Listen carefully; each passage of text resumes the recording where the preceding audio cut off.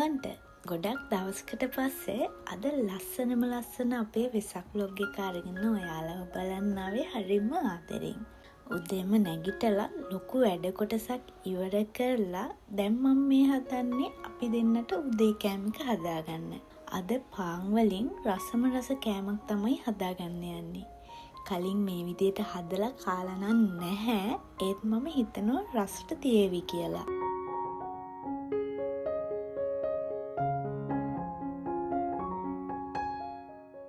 මේ විදිහට ටූනා වලින් හදාගත්තු පේස්ට් එක පාන් පෙති උඩින් හොඳට අතුරලා ඒ උඩින් චීස් එකතු කරලා තමයි අද මම පාන් ටික හදාගන්නේ.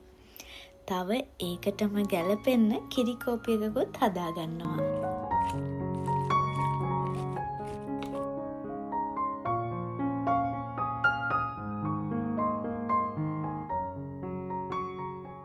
මේකට ටූනා වගේම අපි කැමති දෙයක් එකතු කරගෙන හදාගන්න පුළුවන්.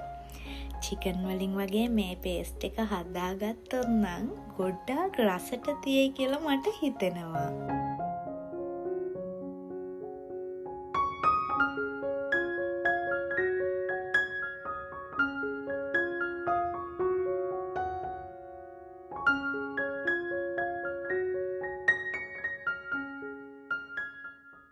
මම ඉතින් මේ පැත්තේ කෑම ලෑස්ති කරන අතරේ අයියා එහා පැත්තේ ලොකු වැඩක්. එයා වෙසක් කූඩුවට අලවන්න එක විදිහට කැටයම් කපනවා.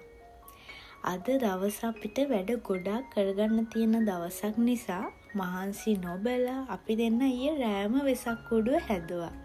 ඉතින් අද අපිට තියෙන්නේ කූඩුව අලව ගන්න විතරයි. ඔන්න ඉතින් පාන් ටිකත් ලෑස්ති.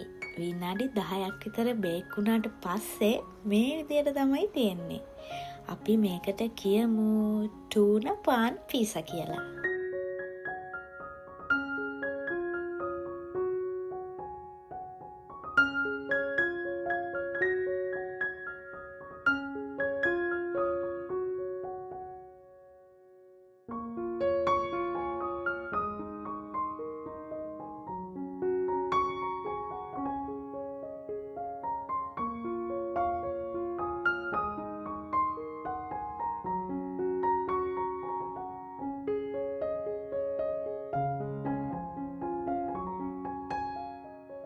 අවන් එකෙන් එළියට ගත්ත වෙලාවින්දන් ආව සුවඳට මට මේක කාලා බලනකන් ඉවසිල්ලක් නැතුවයි හිටියේ.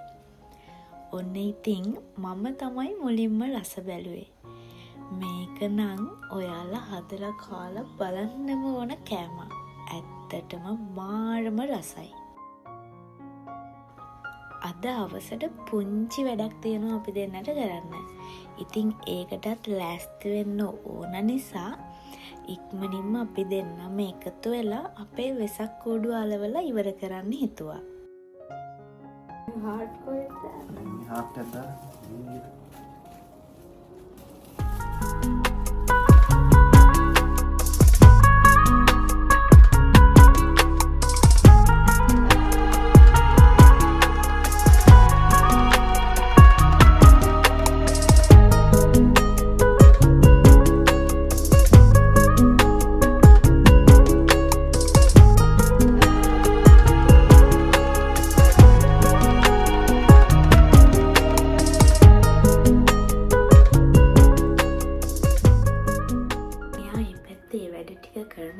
මේ පැත්තට ආව දවල්ට කෑම හදන්න. අද අපේ යාළුවෙක්ගේ බර්ත්ඩේ එකයි. ඉතින් අපි හිතුවා අපේ කොයින් එකේ යාට පොඩි සර්ප්‍රයිස් පාටි එකක් දෙන්න. කේක් එක නම් හදාගත්ත ගොඩක් අමාරුවෙන්. කේක් හදන්න දන්නවා මම ඩෙකොරේට් කරන්න වැඩිය දන්නේ නැහැ. අපි දෙන්නම එකතු වෙලා තමයි මේ වැඩේ කරේ. ඒකත් හදාගත්ත කොහොම හරි දැන් තියෙන්නේ මට බත් එක හදාගන්න විතරයි. ඉතුරු මාළු ටිකක් මම උදේම හදාගත්තා. ඒව නම් වීඩියෝ කරන්න බැරි වුණා. මොකද ගොඩාක් වීඩියෝ කරන්න ගියොත් මට වැඩ ටික කරගන්න අමාරුයි. අද දවසේ ගොඩාක් වැඩ තියෙනවනේ කරගන්න.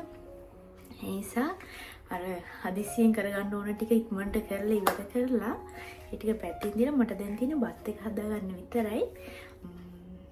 මම ඉතින් අර iPad ඒ වැඩ ටික කරගන්නකල් මේ පැත්තට ආව බත් එකත් හදලා ඉවර කරන්න. අපි යමු බත් එක හදමු. බත් එකට ඕන කරන කැරට් ටිකත් මම කලින්ම කපලා ලෑස්ති කරලා තමයි තිබුණේ. ඉතින් හරිම ලේසි විදියට ලස්සන රස බත් එකක් තමයි මම හදාගන්න යන්නේ.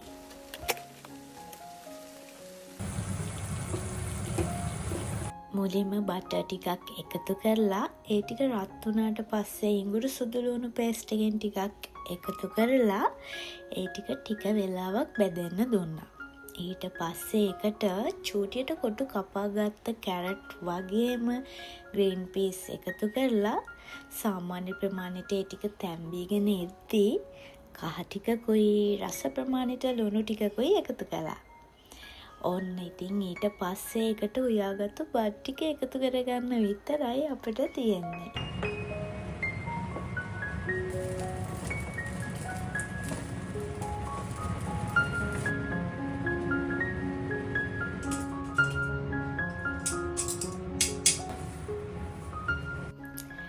මේ තියෙන්නේ උදේම මම හදලා ෆ්‍රිජ් එකේ දාලා තිබුණු ක්‍රීම් කැකර් කට්ලට් ටික. මේක හැදුවේ ක්‍රීම් කැකර් බිස්කට් වලට කට්ලට් ෆිලින් එක දාලා. මං හිතන්නේ ඔයාලා මේක කාලත් ඇති මේ විදියට හදලා. මේකත් ඇත්තටම මාරම රසයි. මං ඉතින් ඒ ටිකත් බෙද ගන්නවා අපේ පාටි එකට අරගෙන යන්න.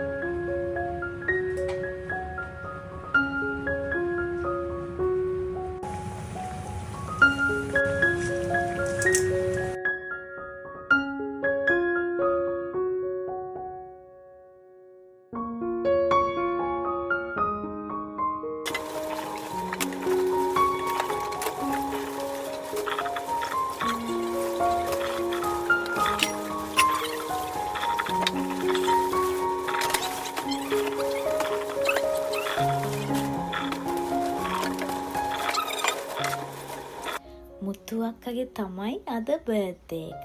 ඉතින් එයාගේ හස්බන්ඩ් අපේ ගෙවල් ළඟ තියෙන කොයින් එකට යාව එක්කගෙන ආවේ අපේ කොයින් එකේ ඉන්න හංසය බලන්න යන් කියලා. ඒ ඉතින් අපි දෙන්න ඔක්කොම ටික ලෑස්ති කරා. මේ කේක් එකේ සම්පූර්ණ ක්‍රෙඩිට් එක යන්න ඕනේ නම් අපේ පැංචට. මොකද එයා තමයි මේ කේක් එක මේ විදියට ලස්සන කළේ. ටික වෙලාවක් බලන් ඉද්දී දඟ මල්ලත් එක්ක ඔන්න ඉතින් එයාලා ආවා. සිතම් වීනා මනසේ ඔබගේ ආදරේ නෙතු හමුදා දැනුණා මගේමයි වගේ හදවත කිති කෙලෙනා හසරැල් නොබේ හරි පුරුදුයි දැනුණා සත්තයි සිතුවේ නෑ මං මට මේ වගේ කිතිනකෝ හිමි වේදී ඔබේ ආදරේ දන්නවද මං සීනයි. අපි හවස් වෙනකල්ම කාලා බීලා ගොඩක් විනෝදුණා. පොඩ්ඩට සෙල්ලම් කරන්න ගෙනාපු බෝලෙන් අපිත් සෙල්ලම් කරා.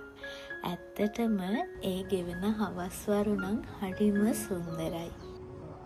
දැන් තමයි අපි හදපු කූඩුවේ ලස්සන බලන හොඳම වෙලාව.